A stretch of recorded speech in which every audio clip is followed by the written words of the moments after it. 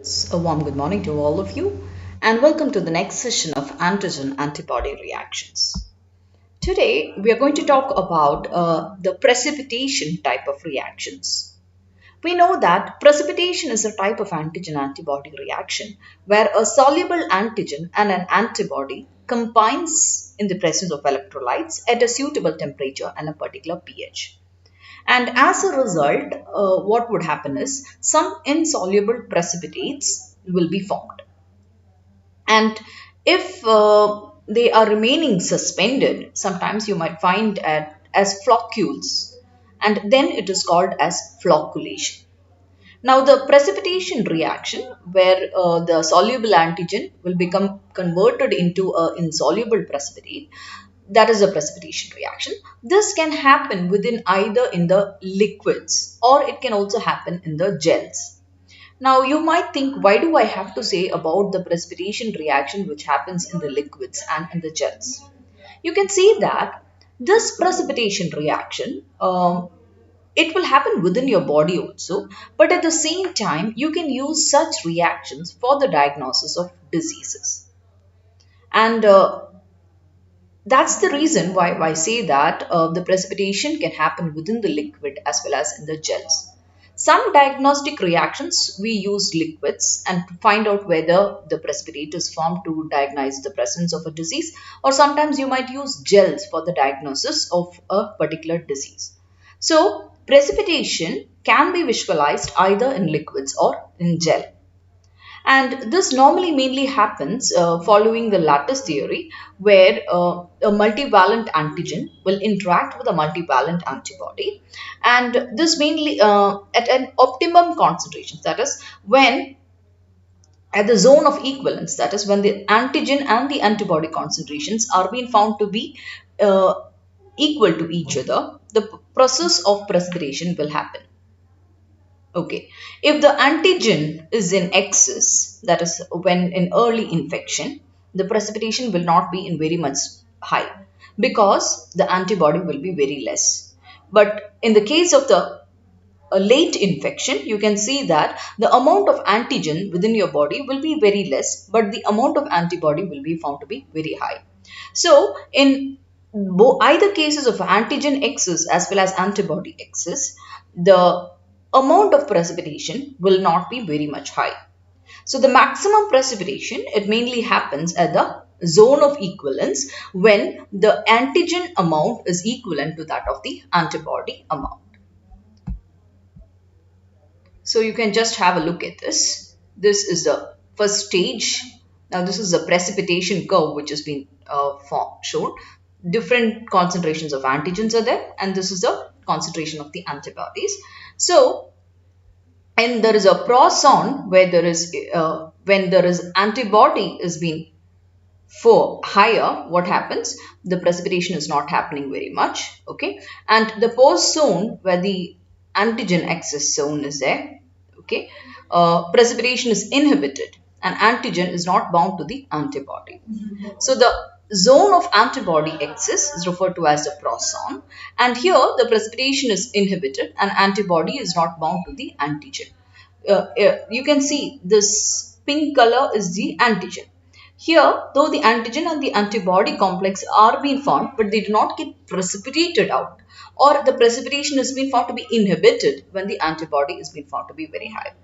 And if there is more amount of antigens in the post zone, you can see that though the antigen gets bound to the antibody, the precipitation is not mainly been happening. But at the equivalent zone, where the antigen and the antibody concentration has been found to be equal, what happens? At the zone of equivalence, the maximum precipitation will happen, and large insoluble complexes are being formed. And in such cases, you cannot detect antibodies or antigens within the supernatant. Now, the precipitation reaction, as I told you, can be carried out either in liquids or in gels. In liquid, you have different types, like you can either find it as a flocculation test or as a ring test. And the flocculation, floccules means like cottony webs like, okay, that's called floccules. And this can be done either in a slide or it can be done in a tube. And in the gel, you come across different types of methods called the Woodin procedure, Oakley full top procedure, radial gel diffusion, Outstallone procedure, immunoelectrophoresis, electroimmunodiffusion, and in that itself you have subheadings of that. That is, these are all different techniques which we use for to show the what precipitation reaction. So let's go into the details of it. Now I'll start with the liquid. You can see that if you take in the liquid precipitation, you take a test tube, okay, a layer of the antigen solution is put over a column of antibodies, and so when the antigen and the antibody has been taken at the zone of equivalence, you can find a precipitate like this.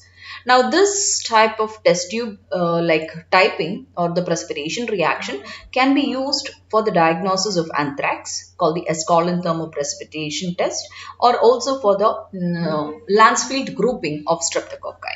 Now what is Lancefield grouping of streptococci? Streptococci itself, there are different types. So for typing of these streptococci strains, we use a Lancefield type of grouping. So in that also you can use this liquid precipitation reaction where what is it? Antibodies against different type of strains of streptococci will be taken and the antigen will be put. So and then depending upon which strain it is, the precipitation will be found. So here also you will take anthrax, you will take your serum. Okay, antibodies is a one which is being found in the serum. So you take your serum over here, and then what does it means? You will take anthrax antigen and put over here. So if there is you have the antibodies against that, what would happen? You will get a precipitation over here. Now the next one, sometimes you can see in the liquid itself, bottom precipitates might be formed. Sometimes only after centrifugation you will get the precipitation. So in such cases also you can see a precipitation positive. See, you can see after centrifugation.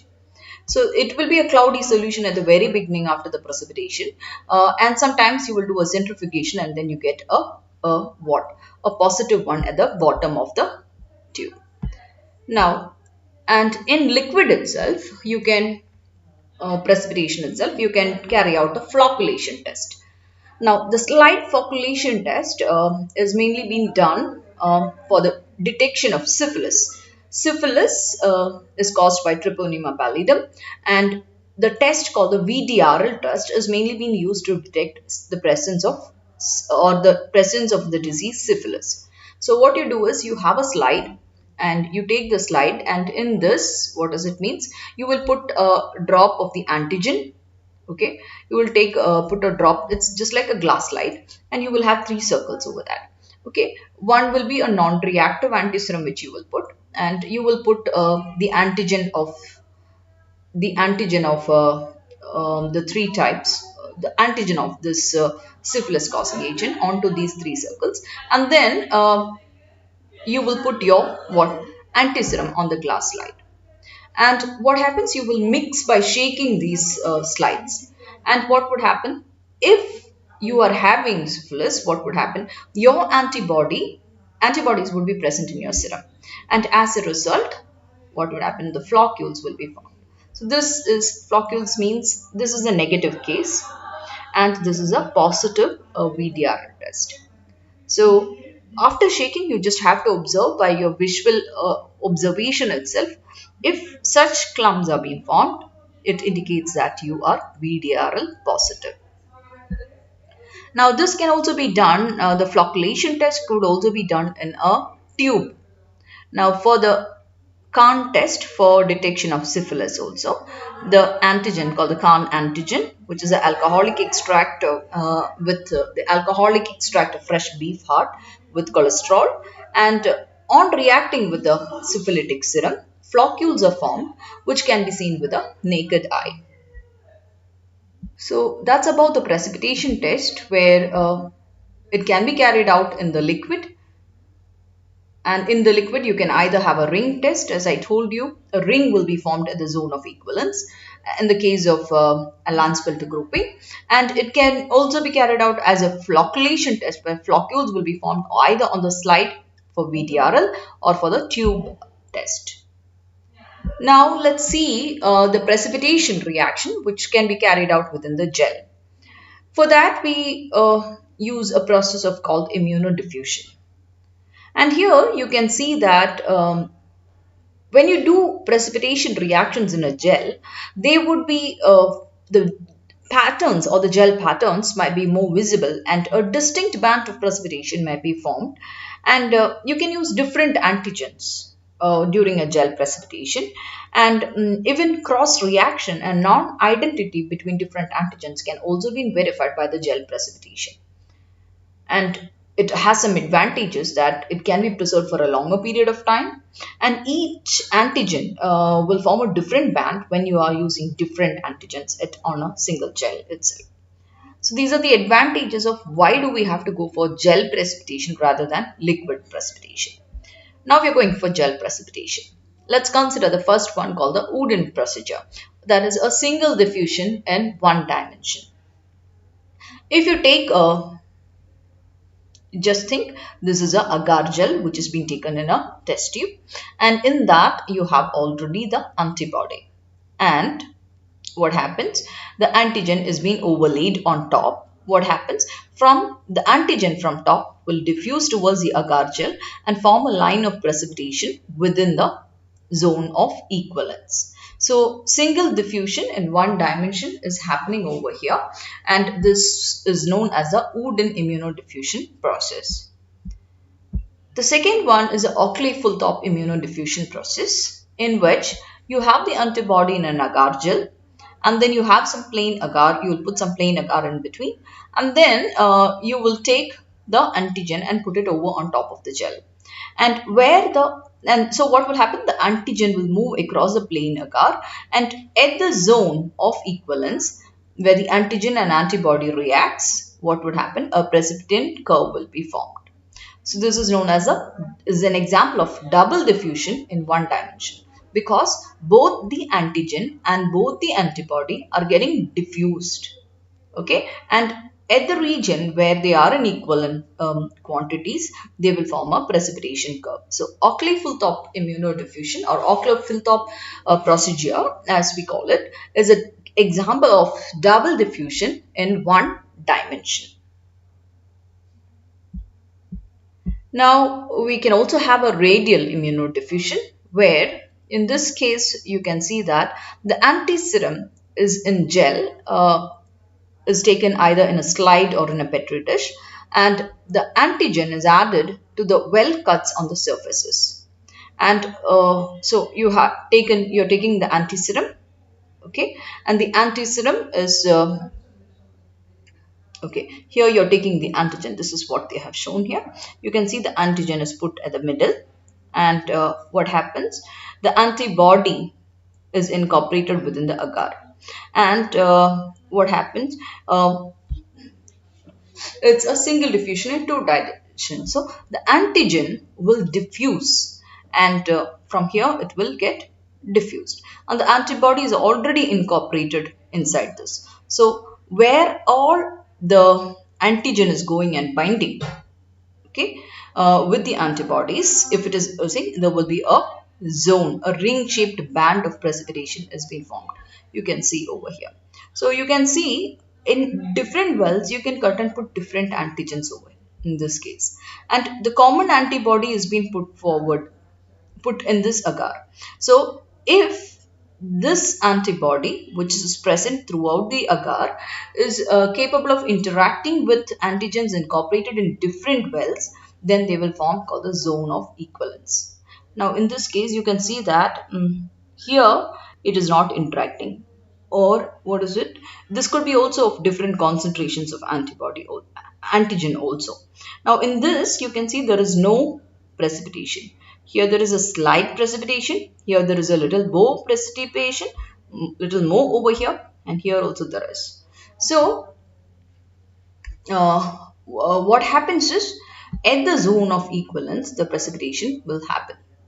The antibody is throughout put in this gel, and the antigen is put in the cut wells, and from the cut well the antigen will diffuse through the agar and it will interact with the antibody which is present within the agar already.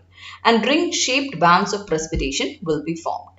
So this is a case of radial immunodiffusion. Now comes to the Outstallone immunodiffusion process or the double diffusion in two dimensions. This is most widely used and you can use it. You take agar and put it on a slide, and wells are cut using a template, and the anti-serum is mainly being put in the central well, and antigen is being put in the surrounding wells. So here you can see you're putting antibody in the middle, and around that also you have cut wells, but in these wells you are putting the antigen. And what would happen is, if these antigens and these antibodies, if the antigens, different antigens are put over here, okay, if they can interact with the antibody over here, you can see that precipitation patterns. You can see a line over here. Like this, precipitation patterns will be formed. And this is mainly being used to check the virulence of Corynebacterium. It's called the Elk's gel precipitation test. Okay, depending upon the different types of antigens which are being present on Corynebacterium diphtheria, you classify them as virulent strains. So to see if the Corynebacteria diphtheria has been found to be virulent. What do you mean by virulent? Virulent means it is capable of causing a disease. So to detect that, you mainly use the what? The Elk's test, which is an example of the Outstallone immunodiffusion, which is in a case of double diffusion in two dimensions.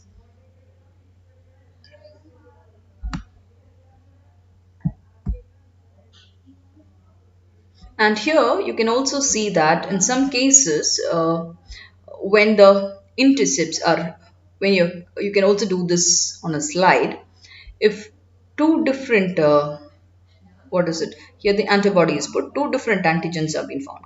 And if they form a precipitant curve like this, it is referred to as a total identity.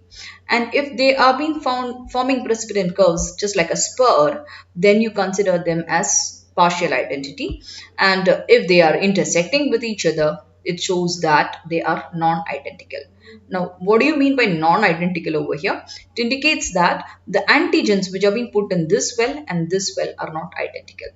And here they have a partial identity. And if they're forming an arc-like type of precipitation curves, it indicates that they are the two antigens which are being put over here, they are being found to be identical in nature. Now let's move on. You can also do the gel immunoprecipitation. Immunodiffusion can also be carried out by the process of immunoelectrophoresis. And this mainly happens by electrophoretic separation of a composite antigen into its constituent proteins. And after that, the immunodiffusion is being carried out against the anti-serum. And you will check for the result whether the separate precipitin lines are being formed between each protein and its antibody. So you just look into this. When I read it, you might find it difficult. You can just look at this. This is a agar which is being covered in a microscopic slide, and you will cut a well like this, as well as a well like this. A trough has been cut in. And here you will put in the small dot like one, you will put the antigen. Okay, and after that you will separate and you will do the electrophoresis. So when you do electrophoresis, the antigens will get separated into different components. Okay, now what is electrophoresis? You know, electrophoresis is under the influence of electric current, the proteins will get separated. Antigens are basically proteins. So to check whether it is a composite antigen is an antigen which will contain different constituents, like different different proteins together will constitute a composite antigen. Now to check whether or to separate a composite antigen, you will put the antigen in the well as shown like this, and you will do an electrophoresis. So it gets separated. And after that, you will put the common antibody within the in this trough, and the antibody will diffuse towards a separated antigen, and then you can form precipitation curves. You just have a look like this. Okay, so where all you can see one type of antigen is here, a second precipitation curve, like that. Like that, you can separate the antigens, and you can form the you can check their reactivity with the antibody. So this is a case of immunoelectrophoresis. Immunoelectrophoresis, that is, you are making the antigens to get separated by electrophoresis, and then you are checking whether the separated antigens can react with the antibody which is commonly being put in the trough. So I guess you understood that. If not, you can just put it as a comment in the YouTube box. I can explain it. Now, electroimmunodiffusion is the next technique. We will continue that in the next session, I guess. Thank you for now.